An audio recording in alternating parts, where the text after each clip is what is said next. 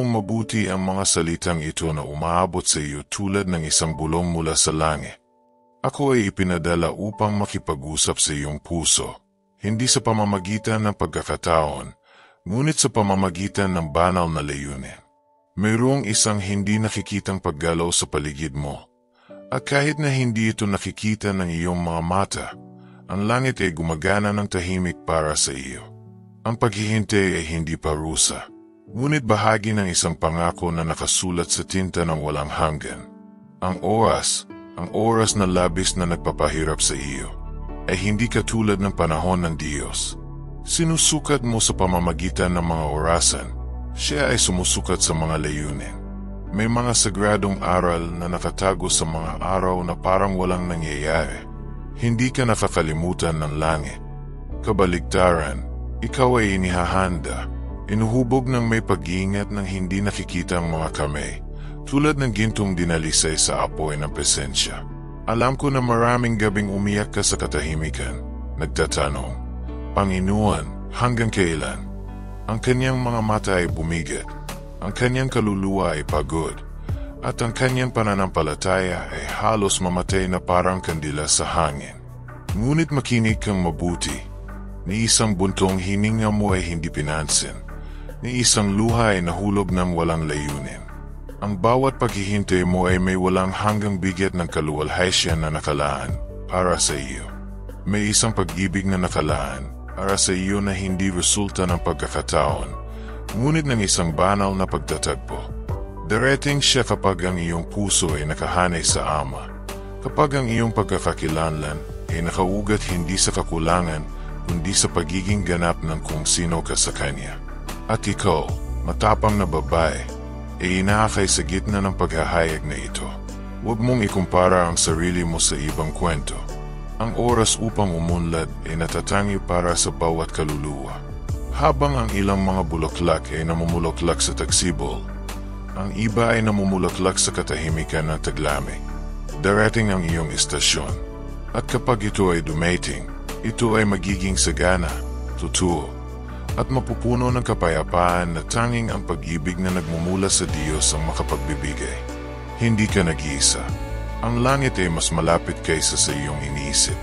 Ang iyong mga anghel ay nasa paligid mo, nagpoprotekta, umagabay, bumubulong ng mga direksyon sa iyong mga panaginip, mga palatandaan sa iyong pang-araw-araw na buhay, at kapayapaan sa gitna ng kaguluhan. Makinig, katahimikan. Ang tinig ng Diyos ay malambot ngunit makapangyarihan. Inaabot ka niyan gayon. Nagtanong ka ng mga sagot. Ang natatanggap ninyong gayon ay paghahaya. Ang mukhang pagkaantala ay aktwal na pagkakahanay. Hindi lang gusto ng Diyos na iabot sa iyo ang isang tao. Nais niyang maging handa kang tumanggap ng hindi nawawala ang iyong sarili. Sapagkat ang pag-ibig na ito ay hindi darating para kumpletuhin ka, buo ka na sa Kanya, kundi upang idagdag sa kung ano ang napagaling na. Maghihilom ang sugat na tumitibok pa rin. Kung ano ang masakit ay hindi mo matukoy kung ano ang darating. Walang trauma mula sa nakaraan ang magkakaroon ng kapangyarihan sa hinaharap na idinisenyo ng Diyos para sa iyo. Hindi ka nakalimutan. Ito ay pinaghiwalay. Ang oras ng paghihintay ay panahon din ng banal na proteksyon. Ang Diyos ay gumagawa sa puso ng mga taong tatawid sa kanyang landas. Siya rin ay ginagamot, pinapagaling, inihahanda. At kapag nakita kayo, para itong dalawang ilog na malaya hanggang sa maging isa. Walang takot, walang kalituhan, kapayapaan at kumpirmasyon lamang. Huwag magmadali. Bawat pilit na ani ay nawawala ng lasa. Ang pag-ibig ng Diyos ay may perpektong ritmo. At nasa loob ka ng ritmong iyon, kahit na sa tingin mo ay nakatayo ka. Hindi huli ang langit. Ang langit ay nasa eksaktong oras. Isang babaeng may pananampalataya. Ang kanyang halaga ay hindi sa pagiging pinili ng isang tao, ngunit sa pagiging pinili na ng Diyos. Itong pag-ibig sa lupa na hinihintay mo ay magiging salamin lamang na makalangit na pag-ibig na nakapaligid na sa iyo. Ikaw ay minamahal. At sapat na iyon, hanggang sa ang ipinangakong pag-ibig ay magpakita mismo. Kapag naramdaman mong nag-iisa, tandaan, Kahit sa disyerto ay nahulog ang manna. Inaalagaan ka ng Diyos habang naglalakad ka. Hindi ka nakapause, nasa proseso ka. At ang isang proseso sa Diyos ay hindi kailanman isang pag-aaksaya ng oras. Ito ay ang pagbuo ng kawalang hanggan. May mga pangako tungkol sa iyong buhay na hindi pa natutupad dahil sinisiguro ng Diyos na hindi ito masasayang. Wala kang matatanggap na kahit ano dahil hindi ka basta-basta. Anak, ikaw ay tagapagmana. At isang mana ay tinatanggap sa tamang panahon. Hindi mawawala ng kabuluhan ang iyong paghihintay. Magiging matatag ang iyong patutuo, sasabihin ang iyong kwento, at marami ang makakahanap ng pag-asa sa pamamagitan ng iyong katapatan. Akala mo naghihintay ka ng pag-ibig, ngunit sa totoo lang, ang pag-ibig ay inukit sa iyo. Manatili, maggiyaga, pakainin ang salita, hanapin sa panalangin. Makinig sa mga palatandaan, makalangit na panaginip, makahulang mga salita, at maging ang mga sagradong katahimikan. Lahat ay nakikipag-usap. Nagsasalita ang Diyos sa maraming paraan, at ngayon siya ay nagsasalita sa pamamagitan ko. Ang mga anghel ay nagsasalita sa iyo. Magugulat ka, hindi para sa kung ano ang iyong hiniling, ngunit para sa kung ano ang hindi mo naisip. Sapagkat higit pa ang ginagawa ng Diyos. Malayo pa, ang iyong puso ay magiging bahay ng kapayapaan, hindi na ng pagkabalisa. Ang iyong paglalakad ay magiging magaan. Ang iyong pananampalataya ay mababago. Ang pangako ay hindi malayo. Ito ay inihanay lamang sa panahon ng kawalang hanggan. At ang kawalang hanggan ay hindi nabigo. Anuman ang sinimulan ng Diyos, tinatapos niya. At may sinimulan siya sa iyo. Kahit ikaw ay hindi mo pa naiintindihan, magdiwala. Makikita pa rin ng iyong mga mata ang katuparan. Hahawakan pa rin ng iyong mga kamay ang matagal mong hinintay. Ang iyong puso, o anak, ay aawit pa rin sa tuwa. Dahil sa tamang panahon, darating din ang darating. At hindi na magtatagal. At hanggang sa dumating ang araw na iyon, mabuhay ka. Mabuhay ng buo. Mabuhay ng may layunin. Magmahal, maglingkod, sumikat. Dahil kahit sa paghihintay, may misyon. At may kagandahan. Ang langit ay nagagalak na makita kang lumalakad ng may pananampalataya. Kahit na hindi nakikita. Gayon, bilang isang anghel na ipinadala mula sa Panginoon, sinasabi ko sa iyo, magpatuloy. Huwag kang huminto. Ang timing ng Diyos ay ang pinakamahusay. Hindi ka nakakalimutan. Ito ay iniimbak. At kapag ang lahat ay may katuturan, maunawaan mo, ang paghihintay ay bahagi ng himala. Ang mga anghel ay nagsasalita sa iyo. Nararamdaman mo kung minsan na nasa gilid ka ng buhay, nanonood ng iba pang mga kwento habang nananatiling tahimik ang sa iyo. Ngunit sinasabi ko sa iyo na may autoridad ng langit. Mayroong isang kabanata na nakalaan, hindi pa nababasa, na magbabago sa balangkas. May mga pangakong ibinubunyag lamang ang sarili kapag ang puso ay pa rin. At sa katahimikang ito isinulat ng Diyos ang mga detalye ng tumpak. Akala mo walang nangyayari, ngunit sa likod ng hindi nakikitang tabing na katotohanan, ang mga anghel ay kumikilos. Ang langit ay hindi ana. May mga pag-uusap tungkol sa iyo sa mga makalangit na lugar. At bawat pabulong na panalangin, bawat malungkot na pag-iisip, bawat tahimik na sigaw ay narinig. Walang detalyeng nakatakas sa mga mata ng bumuo sa iyo. Ang paghihintay na ito na tila walang katapusan ay, sa katunayan, isang sagradong panahon, isang oras ng buli. Habang tumitingin ka sa labas, ang Diyos ay tumitingin sa loob. Inapagaling ka niya sa mga lugar na hindi mo alam na nasaktan ka. Ito ay nagpapalakas sa iyo sa mga lugar na kailangan mo pa ring suportahan. Humihingi ka ng mga sagot, ngunit ang Diyos ay nagtatayo ng istruktura. Dahil darating ang pagpapala, ngunit kailangan itong makahanap ng matibay na pundasyon sa iyo upang ito ay umunlad at manatili. Ang inihahanda ay tumatagal. At sa makatuwid, nangangailangan ito ng pangangalaga, sipag at oras. Mahal na babae, hindi ka nakalimutan sa daan. Ito ay hindi isang pinabayaang pagpili. Sa kabaligtaran, ikaw ay nasa gitna ng banal na diskarte.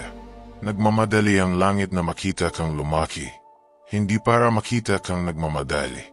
Ang paghihintay ay proteksyon upang hindi ka makaani ng mga prutas ng maaga. Ang iyong mga araw ay hindi nasasayang. May nakatagong layunin sa bawat gawain, sa bawat umaga na gumising na hindi mo alam kung bakit.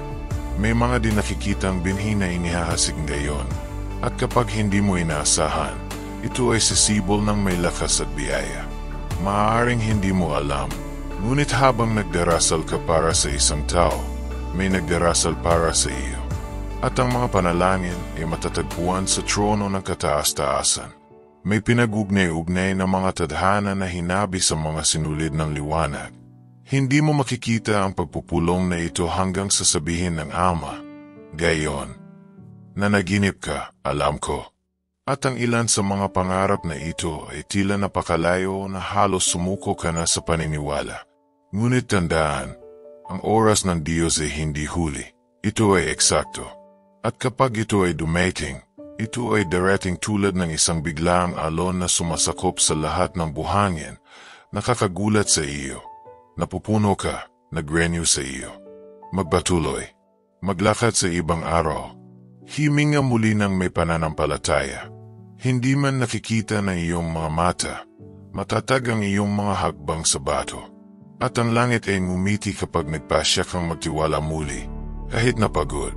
Ang pagtitiwala na ito ay nagpapagalaw ng mga tahimik na himala. Huwag mawala sa panghihina ng loob ngayon.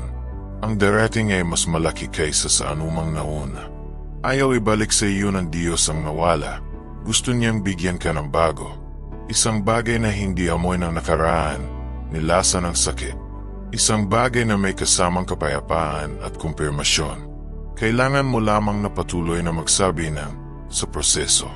Kahit hindi naiintindihan ang lahat, kahit hindi nakikita ang lahat, dahil ang iyong ay tumutunog sa hindi nakikita. At ang aksyon na ito ay nagbubukas ng mga landas kung saan kanina ay katahimikan lang. Ang oras na naghihintay ka ay ang oras din na pinagmamasdan ka ng langit. Kilala ka sa taas. Alam ng mga anghel ang iyong pangalan. At sa gayon, ipinapadala sila upang kumpirmahin, protektahan at gabayan ang iyong mga susunod na hakbang. Ang iyong puso ay isang tahanan ng mga pangako. At ang mga pangako ng Diyos ay hindi mawawalan ng bisa. Hinihintay nila ang eksaktong oras upang ipanganak. At kapag sila ay ipinanganak, maunawaan mo ang dahilan ng bawat hindi. Para sa bawat katahimikan, para sa bawat luha, ang lahat ay mabubunyag. Walang magiging walang kabuluhan. Huwag magkamali, ang biyayang naantala ang siyang pinakamahalaga. Sapagkat kapag ito ay dumating, ito ay magdadala ng katiyakan na ang Diyos ang nagdala nito. At walang puwang para sa pagdududa, takot o kawalan ng kapanatagan. Makakapagpahinga ka na rin sa wakas. Ang pag-ibig na nagmumula sa itaas ay hindi sapat upang punan ang isang pangangailangan, ngunit upang luwalhatiin ang Diyos sa pamamagitan ng pagkakaisa. Hindi ka iniiwan. Ikaw ay itinalaga para sa isang bagay na banal, isang bagay na higit pa sa pag-iibigan, isang alyansa na may layunin. Habang naghihintay ka, ang langit ay namumuhunan sa iyo. Ang mga layer ng iyong kaluluwa ay hinuhugasan, ginagaan, ibinabalik. Ikaw ay magiging isang babaeng punong-puno, napakalakas, na kapag dumaiting ang pag-ibig, makikita nito hindi lamang ang kagandahan, ngunit ang lalim. Magiging halimbawa ka sa ibang babae. Makikita nila sa iyo ang marka ng isang taong naghintay, isang taong nagtiwala, isang taong piniling huwag magmadali. Ang iyong mga salita ay magkakaroon ng awtoridad. Ang iyong presensya ay magiging magaan. Ang iyong kwento ay magiging patutuo. Huwag maliitin ang pananahimik ng Diyos.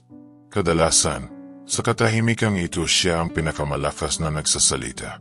At ngayon, kahit na tila tahimik ang langit, sinasabi niya, maghintay, anak, sasama ako kasama ang pinakamahusay. Ang iyong mga anghel, na sinugo, ay gumagalaw na. Pakiramdam, makinig, pansinin ang mga palatandaan. Nasa lahat sila. Isang panaginip, isang salita, isang text, isang pulong. Nagsasalita ang Diyos. At kinakausap ka ng mga anghel. At kapag hindi mo inaasahan ito, maririnig mo ng malinaw, gayon na ang oras. At hanggang doon, manatili sa isang sensitibong puso, isang matulungin na kaluluwa. Ang langit ay mas malapit kaysa deity, at may isang bagay na gumagalaw patungo dito. Minamahal na anak, kung narating mo na ito, alamin, hindi ito nagkataon. Dinala ka ng langit sa mensaheng ito dahil may isang bagay na kailangang marinig na iyong kaluluwang gayon.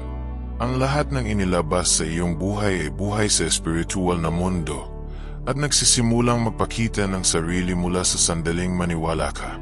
Lubos akong nagpapasalamat sa iyo sa pagbubukas ng iyong puso, sa pagpayag sa malaanghel na boses na ito na makahanap ng tahanan sa iyong espiritu. Ang koneksyon na ito ay hindi nagtatapos dito. Ito ay umaabot sa tuwing babalik ka sa lugar kung saan ka nakikipag-usap sa iyo ang Diyos. At tandaan, kinakausap ka ng mga anghel at patuloy na nakikipag-usap. Kung ang mensaheng ito ay nakaantig sa pinakamatalik na bahagi ng iyong pagkatao, kumpirmahin na ito ay natanggap sa pamamagitan ng pagsulat ng may pananampalataya sa mga komento. Amen. Ito ang kanyang prophetikong deklarasyon, ang kanyang tugon sa tawag mula sa itaas. Samahan kami sa sagradong lugar na ito, kung saan ang tinig ng Diyos ay umalingaw-ngaw ng pagmamahal, direksyon, at pangako.